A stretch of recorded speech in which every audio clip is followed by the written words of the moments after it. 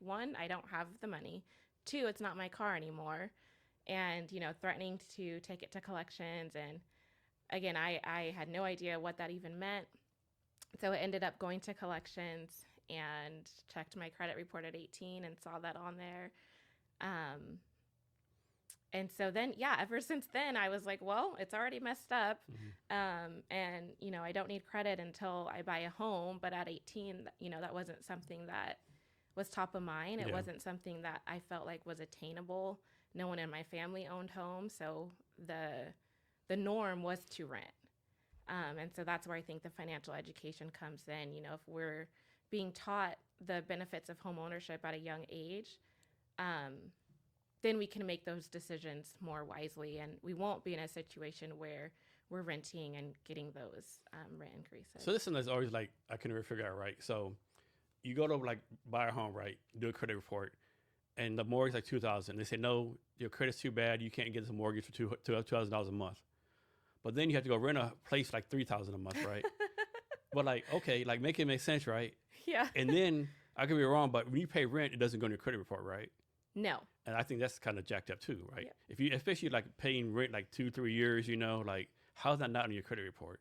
Right. It should be, because that's our biggest expense, right? Yeah. Is housing, and often the expense that people are going to pay first.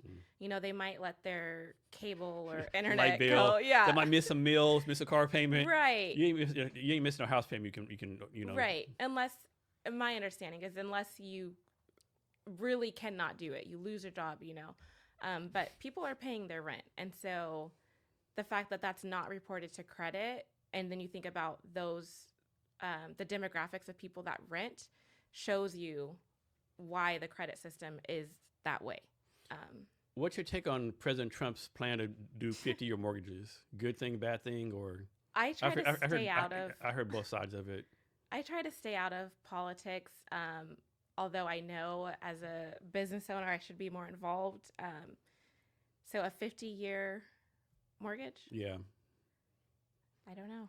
I mean, on one hand, it's like, man, 50 years, like no one ever owned a home. But again, like it might incentivize people to buy homes, and then know, okay, there's no way the house will not be paid off when I die.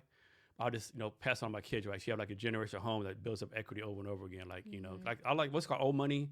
A lot of people have like, mansions or big houses, wherever, like been in the family, like 4 or 5 generations is worth millions of dollars, Right. Right. So I can see that part. But I man, can see that. And the just, lower payments yeah, too. But then again, lower payments, higher interest. So banks make the money anyway, I would think. Right. Oh yeah. Cause you're having it over a longer period. I'm just like 50-year house payment. I'm like, man, like shit, that's a long time, right? I don't know, I mean, and then someone floated out the idea, like, if there's a 50-year house payment, so let's do 15-year car loans, which is insane, right? But actually, Right. I can see some goodness there. I suppose, like, a family says, like, we got to buy a car. Well, for 5 years, you only afford, like, no knock on Kias, but we can only afford a Kia for 5 years, right? But if you do a 15-year car loan, same price, you can get, like, a BMW, Mercedes-Benz, a really good car that's going to last 15, 20 years, right? Mm-hmm. So I don't know. Yeah. So affordable housing, right? Right. Not to talk politics, but we have new mayor in Seattle. From your point of view, does it really matter who's in office, like city councilman, mayor, governor, as far as like people's personal finances, or like do politicians, the left, right, whatever the case may be, actually have an impact on people's personal finances? That's a good question. For me, I think about what funding is going towards financial education. So at Take Charge, we have individuals who hire us on their own, but we have a bigger amount of people who need assistance. They're working with us because of a grant that we got. For example, we just had a grant with Department of Commerce, allowing us to provide financial education to underserved communities for free for them. And so when I think about who's in office, what are their priorities, and are they addressing the systemic impacts that we face today when it comes to home ownership? Thinking about, not too long ago, women weren't even able to buy houses. Not too long ago, Black people weren't able to buy houses. I don't mean to laugh, but it's like fucking insane, right? It's like, That's like not even within 50 years ago, right? Yeah, That's 50 fucking years. yeah. To me, it's that's batshit crazy. Like what? Because like women got the right to vote, I think 1904, 1905. I'm making it up, and they couldn't buy a It, house like 1955 or something, or yeah, like without permission from a male, their isn't it crazy? Like spouse or some people call those the good old days, right? that's where we want to go back to, right? Yeah, I don't know about that. That's insane. Yeah. Um, so how like you're a business, right? You're not a nonprofit, right? You're the money making business, right? Yes. So how do you make money? Yeah. So in those two ways, so we have consulting services, typically business owners or people who are just busy. They might even have the knowledge on how to increase their credit score, but their just capacity is full. So what I've learned is people either have time or money. So those people have a little bit of extra money, they can hire us to do it. And then on the other side, we get paid from nonprofits or government who has funding for us to do the work for underserved communities. And I mean, I know you'd like to do it, but you can't help everyone. So how do you decide? Like, suppose 1,000 people said, "I need help." How do you decide what of those numbers are help? If 1,000 people, how do we decide Yeah, who we prioritize? yeah. That's a good question. We've never had that problem. So if people listening want to give us that problem and we can see what we do. However, we have experienced it in the program space in this last grant that we got through Department of Commerce, where we were able to hire 2 financial coaches, but there was still a capacity limit, especially when we're talking about coaching versus consulting. Consulting, we don't, it's not like a one-to-one with the client. It's a little more hands off. And so when it comes to coaching, it's more hands on. It's literally spending time with the individuals on their specific um, financial situation. And so we did have a limit of how many individuals that we could help.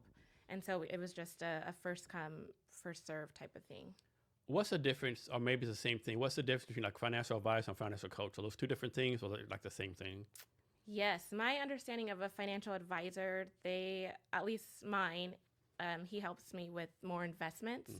So, like life insurance, stock investing, putting your money to work for you in that way. Whereas financial coaching, um, literally, it can take a few sessions in financial coaching before we even get to the numbers. We are really addressing the barriers and the challenges for that individual as it relates to their finances. So before we even talk about, building generational wealth, we might be talking about their relationship with money and what are those blockers that's been preventing them from contacting a financial advisor, that's prevented them from opening a bank account. And so it's a financial coaching is more hands-on and really uncovering different financial habits and behaviors. So one of my pet peeves, like I get at least a message once a day, either email or LinkedIn, or like making this up. Hey, Jason, my name's Tom Brown. I'm a financial advisor. I live in, you know, Bumfuck, Mississippi, or Right. downtown Nashville, whatever. Let's jump on a call next week and go over your financial advisor. Like, first of all, who the fuck are Who you? are you? Like, what are you? Or like, what are you talking about? Right? First of all, I already have a person, right? Right. Like, and like they do this all the time. I don't get it, right? No one is gonna like just randomly say, "Hey, oh, I don't know you, stranger. Let me give you all my financial information." Yeah. But they do it all the time. Like, is it? I mean, it has to work, I guess. I mean, why they do it, right? I don't get I that. don't know. People have asked, if we do ads, and No, it's just not, it doesn't sound like it will be an ROI. Because no. if I see someone, a sponsored ad saying, let me fix your credit, I'm immediately blocking them. Yeah, exactly, right. Yeah. I just don't get that, right? Yeah. So talk about this. Like, I think a lot of people want to get financial help, but like they're embarrassed, right? Like most people, Hmm. like, oh man, my credit score is negative 25. I'm doing this. I'm doing that. Like, I think the ego thing like prevents them from like going to people like you, like, hey, I need help. So how can people like get over that hurdle and ask for help? Yeah, that's a good question. For me, I do my part in sharing my story, which is something that I struggled with in the beginning of, do I share my story or do I just hide it and talk about where I'm at now? And one of my coaches actually recommended that I do the latter of no one's going to hire you if you tell them that you had bad credit. And so that was a